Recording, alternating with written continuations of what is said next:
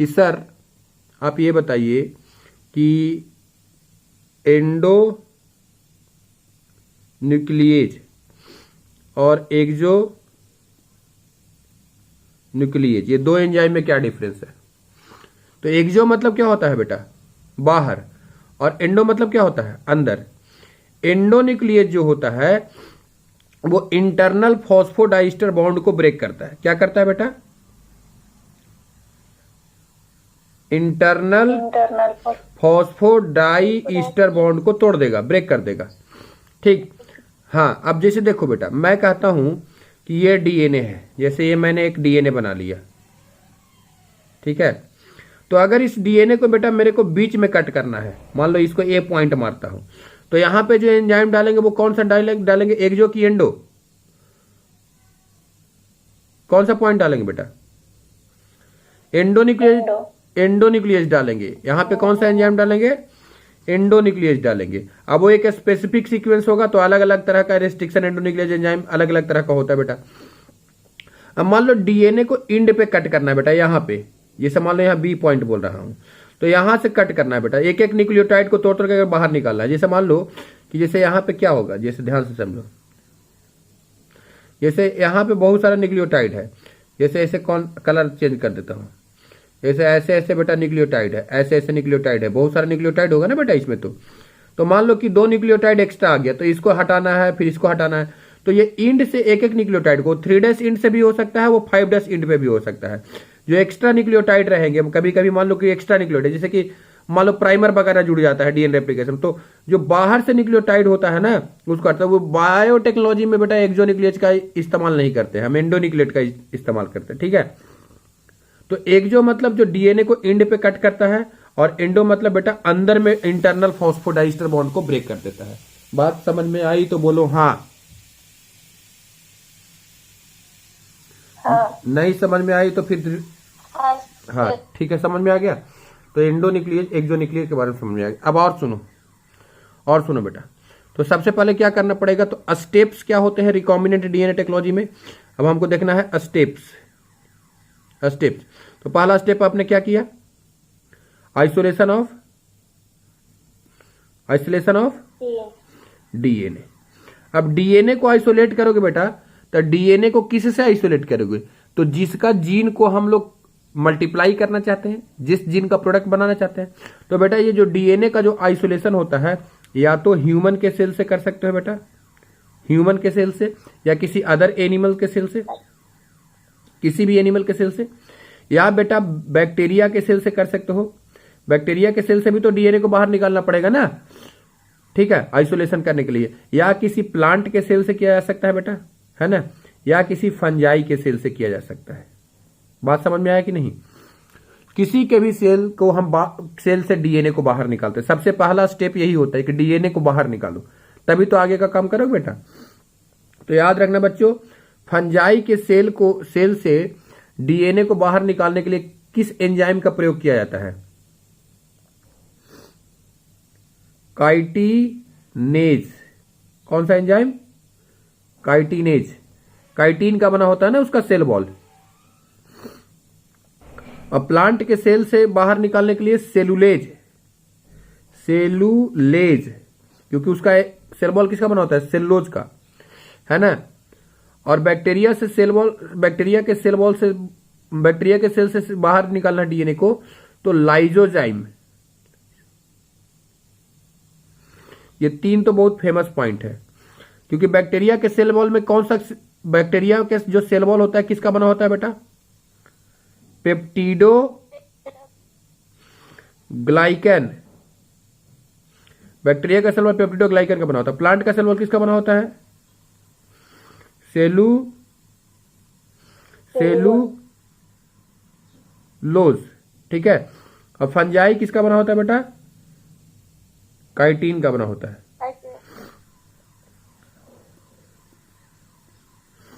तो जो भी सेल वॉल होता है बेटा, अच्छा जब एनिमल के सेल में क्या होता है? एनिमल के सेल में नो सेल वॉल नहीं पाया जाता है एनिमल के सेल में। तो बेटा कुछ तो कॉमन एंजाइम है जो सब में डालते हैं, वो एनिमल में भी डालते हैं, बैक्टीरिया में डालते हैं। जैसे प्रोटीन को तोड़ने के लिए प्रोटीएज डालेंगे, लिपिड को तोड़ने के लिए, तो वो तो सब में डाला जाएगा। लेकिन जो मेन एक्स्ट्रा जो पॉइंट होते हैं कि जैसे कि बैक्टीरिया को सेल वॉल तोड़ना है तो कौन सा एंजाइम डालेंगे, तो पेप्टिडोग्लाइकन का बना होता है तो लाइसोजाइम डालेंगे। सेल्यूलोज का बना होता है प्लांट का सेल तो सेल्यूलोज डालेंगे बेटा, सेल्यूलोज एंजाइम डाला जाएगा। काइटिन का बना होता है काइटिनेज एंजाइम डाला जाएगा। तो ये याद रखना कि किसके सेल को डाइजेस्ट करना है, उसके लिए कौन सा चीज डालेंगे। ह्यूमन के सेल को डाइजेस्ट करना है तो ह्यूमन का सेल वॉल तो होता नहीं, तब अंदर में प्रोटीन का लेयर रहेगा। मतलब जो कॉमन चीज है जो सब में डालेगा वो क्या है, वो कॉमन तो मैं आपको सबके लिए बता रहा हूं। जैसे देखो प्रोटीएज डालोगे, आरएनएज डालोगे बेटा, आरएनएज डालोगे है ना, फिर लाइपेज डालोगे, यानी सारा एंजाइम डाला जाएगा बेटा, क्योंकि उस सब चीज को तोड़ना है। सिर्फ एक चीज नहीं डाला जाएगा। क्या नहीं डाला जाएगा? डीएनएज। डीएनएज एंजाइम नहीं डालते हैं किसी भी सेल को, क्योंकि डीएनए को हमको डाइजेस्ट नहीं करना है, डीएनए को तो हमको निकालना है। तो ये सब तो एंजाइम जो है वो सब में डलेगा, चाहे बैक्टीरिया का लो, चाहे आदमी, गधा, बकरा, बकरी, भैंस, जिसका लेना है ले लो, सब में डलेगा बेटा। लेकिन कुछ एडिशनल चीजें डलती है अलग अलग सेल में। जैसे कि बैक्टीरिया के सेल में एडिशनल चीज क्या होगा, लाइसोजाइम हो जाएगा। प्लांट के सेल में सेल्यूलोज हो जाएगा, फंजाई के सेल में काइटिन हो जाएगा, काइटिनेज हो जाएगा। तो ये सब चीज आपको याद रखना, यही सब क्वेश्चन आएगा। और प्रोटीन को तोड़ना ही पड़ेगा बेटा, प्रोटीन का लेयर जो प्लाज्मा मेम्ब्रेन होता है प्रोटीन और लिपिड का बना होता है, तो उसको तोड़ना ही पड़ेगा। उसके अंदर में आरएनए वगैरह हो, उस सबको भी तोड़ करके हटाना पड़ेगा, है ना। बस आपको सेलेक्ट किसको करना है, डीएनए को। तो डीएनए एंजाइम नहीं डालने का, बाकी सारा जितना भी बाउंड्री आ जाए सब तोड़ देना है। बाउंड्री जितने भी केमिकल है, जितने भी पॉलीमर है, सबको तोड़ ताड़ करके हटा देना है बेटा। सिर्फ डीएनए एंजाइम नहीं डालने का, नहीं तो डीएनए टूट जाएगा। आपको डीएनए को बचा करके रखना है।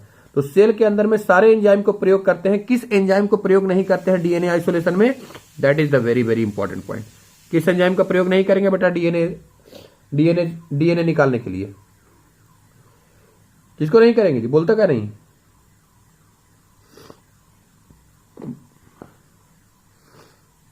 बोलता क्या नहीं बेटा? डीएनए एंजाइम को प्रयोग में नहीं लाएंगे। नहीं तो अगर बेटा अगर आपने डीएनए एंजाइम को प्रयोग में ले आया, मालूम क्या, अगर बेटा डीएनए एंजाइम को प्रयोग में ले आया तो डीएनए ही आपका टूट जाएगा। और मालूम क्या, डीएनए जब टूटा ना तो काम आपका पूरा खराब हो जाएगा। जब आपने डीएनए को तोड़ दिया बेटा तो काम आपका पूरा खराब हो जाएगा, गड़बड़ हो जाएगा काम, है ना। तो डीएनए को आपको नहीं तोड़ना है, बाकी सारे चीज को तोड़ देना है, ब्रेक कर देना है, मालूम क्या, ऐसा। ठीक है, तो डीएनए को बेटा आपको नहीं तोड़ना है। तो इतनी बात स्क्रीनशॉट लेकर के रख लो बेटा, घर पे काम देगा, स्क्रीनशॉट लेकर के रखना। तो फिर से बोलता हूं, फिर से मैं बोला हूं बेटा, क्या स्टेप करने का, क्या स्टेप करने का। पहले हम लोग डीएनए को आइसोलेशन करेंगे, डीएनए आइसोलेशन, डीएनए आइसोलेशन करेंगे बेटा। डीएनए आइसोलेशन करने के लिए कौन सा एंजाइम डालेंगे मैं आपको बता दिया ऑलरेडी, ठीक है। फिर इस डीएनए आइसोलेशन को क्या करेंगे बेटा, है ना, कटिंग, कौन सा है, क्या बोले, कौन सा एंजाइम? अरे बोला तो अभी एंजाइम बोला ना, अभी लिखा नहीं था क्या, पीछे स्क्रीनशॉट लिया नहीं क्या? अरे भाई डीएनए को डाइजेस्ट करने के लिए कौन सा एंजाइम डालेंगे बेटा? प्लांट का सेल होगा तो सेलेज डालेंगे, बैक्टीरिया का सेल होगा तो लाइसोजाइम डालेंगे, और काइटिन का सेल होगा तो काइटिनेज डालेंगे, फंजाई, हाँ फंजाई का सेल होगा तो काइटिनेज डालेंगे। तो वो याद रखना है, एग्जाम में आता है बेटा, हर साल आता है एग्जाम में, है ना। हाँ सर। ठीक है, कटिंग विथ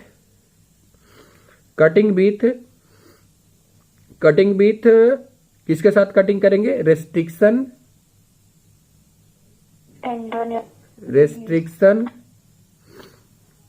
एक मिनट रुको, cutting with restriction endo nuclease. ये दूसरा स्टेप होगा। पहला स्टेप आप आइसोलेशन करोगे, दूसरा में कटिंग करोगे, तीसरा क्या करोगे बेटा, थर्ड स्टेप बताओ, बोला कि बोला बेटा, थर्ड स्टेप बोलो, बोलेगा कि नहीं बोलेगा? हाँ, जेल इलेक्ट्रोफोरेसिस करवाएंगे, है ना। सेपरेशन ऑफ डिजायर्ड जीन, है ना, या डिजायर्ड फ्रेगमेंट, है ना, जो फ्रैगमेंट होगा, फ्रैगमेंट या कह सकते हो जीन,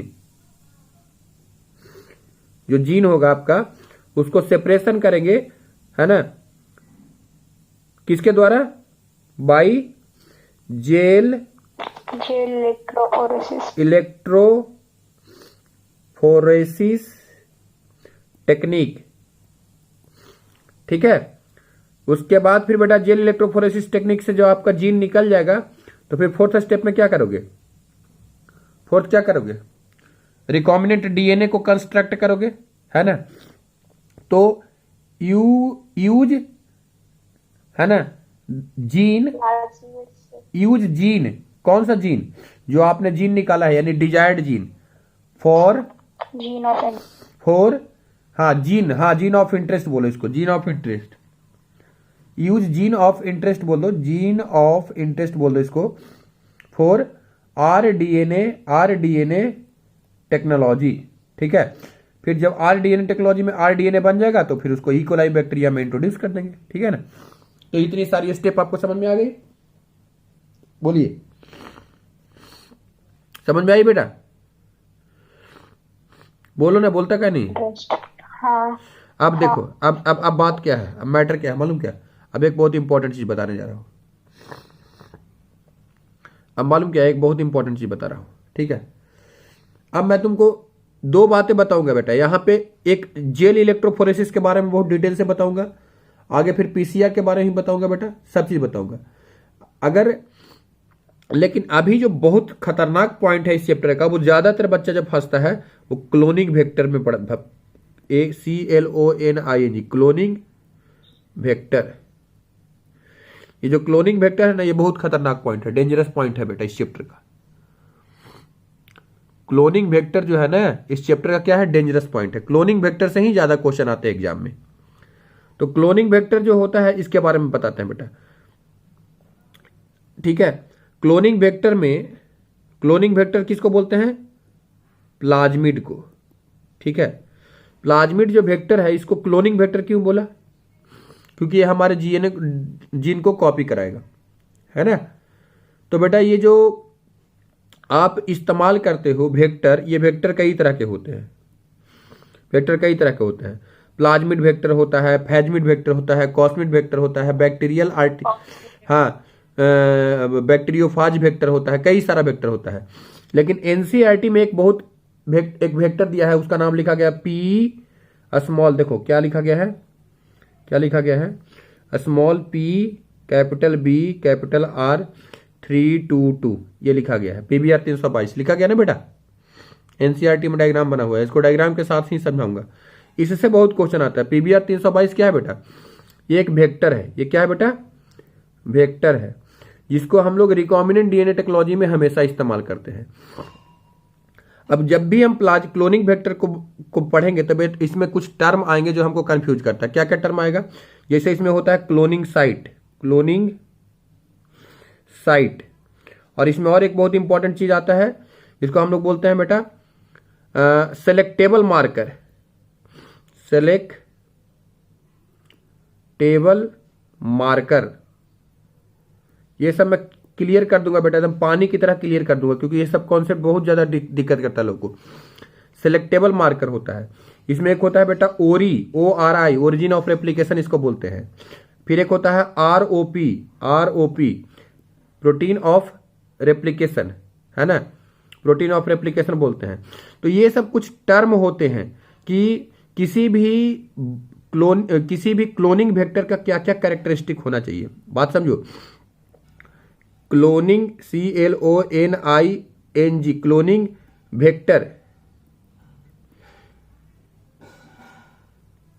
वेक्टर, आप किसी भी वेक्टर को क्लोन करना, आप अपना जिसे देखो, बात क्या है, मैटर क्या है? मैटर यह है बेटा कि अगर आप अपना जीन को कॉपी करना चाहते हो, जीन का क्लोनिंग करना चाहते हो, तो जब जीन का क्लोनिंग करना चाहते हो तो क्या क्या कैरेक्टरिस्टिक देखोगे, वेक्टर के अंदर में क्या क्या होना चाहिए। बात समझो, जब आप अपना जीन का कैरेक्टरिस्टिक देखना चाहते, आप देखना क्लोनिंग वेक्टर करवाना चाहते हो क्लोनिंग, तो आप क्या क्या कैरेक्टर देखोगे उसके अंदर में, है ना। तो उसके अंदर में सेलेक्टेबल मार्कर होना चाहिए, ORI होना चाहिए, प्रोटीन ऑफ रेप्लिकेशन होना चाहिए, क्लोनिंग साइट होना चाहिए, है ना, समझे कि नहीं, क्लोनिंग साइट होना चाहिए और रेस्ट्रिक्शन साइट होना चाहिए,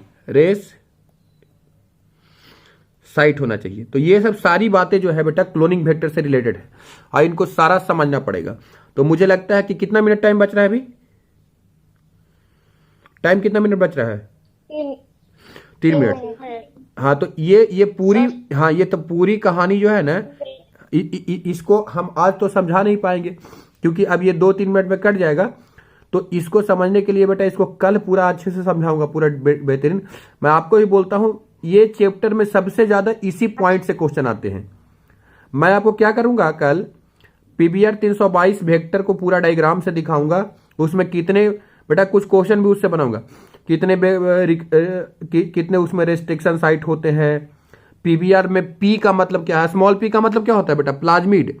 बी का मतलब होता है बोलीवर, आर का मतलब होता है रोड्रिग। बोलीवर और रोड्रिग 2 साइंटिस्ट थे, उन्हें जो प्लाज्मिड डीएनए है उसको आर्टिफिशियल तरीके से कंस्ट्रक्ट कर दिया। 322 नंबर लैब का वो जो सीक्वेंस होता है ना, लैब होता है ना, तो ये तो इसलिए इसको पीबीआर 322 हो। जैसे कोविड हो गया ना, तो बेटा कोविड का नाम क्या बोलते हैं, कैसे लिखते हैं, सी है ना, ओ, उसके बाद लिखते हैं बेटा VID, है ना, 19। इसका मतलब क्या हो गया, को का मतलब हो गया कोरोना, V का मतलब हो गया वायरस, हाँ हाँ, VI का मतलब वायरस और D का मतलब डिजीज, और 19 मतलब 2019 में डिस्कवर किया गया।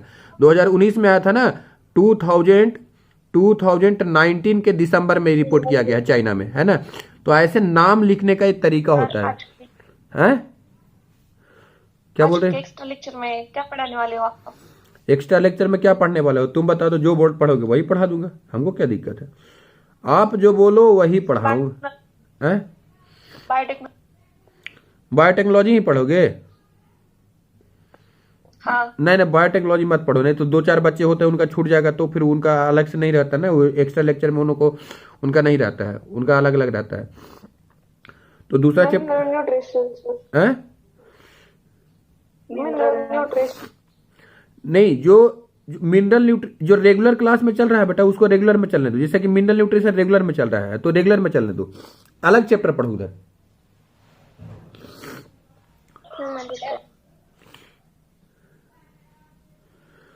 चलो मैं बता वो बायोटेक्नोलॉजी तो रेगुलर में चलने दो ना, ये तो सुबह वाला बैच में चल ही रहा है। ये जो कंट्रोल कोऑर्डिनेशन था वो पूरा हो गया था क्या उधर, कंट्रोल कोऑर्डिनेशन पूरा कर दिया था क्या बेटा, केमिकल कोऑर्डिनेशन हुआ था क्या पूरा? नहीं। हाँ तो चलो केमिकल कोऑर्डिनेशन देखेंगे और शाम को जो भी होगा वो हम लोग आपस में बात करके डिस्कस करेंगे, जो बोलोगे वही कर देंगे, कोई दिक्कत नहीं, उसके लिए टेंशन नहीं लेने का, है ना। वो हम टाइम भेजेंगे, ठीक है, वो हम कर क्लास लेने वाले हो? 4 बजे। सर कल का बताओ ना। हाँ कल का तो हम क्या बताएं भाई, हम तो हमें तो कुछ पता ही नहीं है क्या करना है, आप बताओ, आप बताओ। मतलब नहीं ले